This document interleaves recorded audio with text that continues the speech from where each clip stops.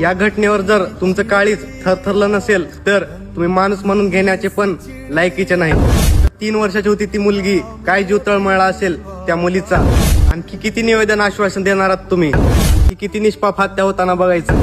अशा लोकांना फाशी शिक्षा नाही तर भर चौकात नेऊन जाळलं पाहिजे. हा व्हिडिओ शेवटपर्यंत बघा, नक्की विषय काय हे समजेल तुम्हाला. 3.5 वर्षाचा बाळ आहे ते, की आम्हाला न्याय हवा आहे, फक्त न्याय बस, त्याला फाशी द्या.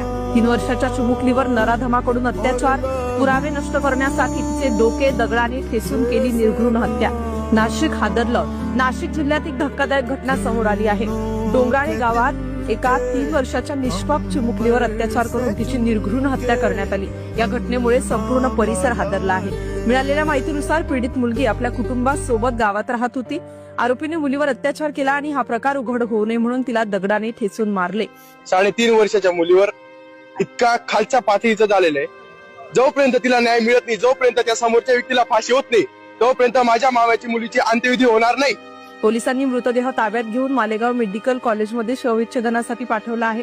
आरोपीचं वय 24 वर्षीय विजय संजय खिरनार असं असून त्याच्यावर गुन्हा दाखल करण्यात आला आहे. घटनेनंतर तो फरार झाला आहे, परंतु पोलिसांनी तातडीने तपास करीत त्याला अटक केली. चौकशी दरम्यान त्याने आपला गुन्हा मान्य करत तपशील उघड केला. निर्दयी कृत्यामुळे गावकऱ्यांमध्ये संताप असून आरोपीवर कठोर कारवाई करण्यासाठी प्रक्रिया सुरू आहे.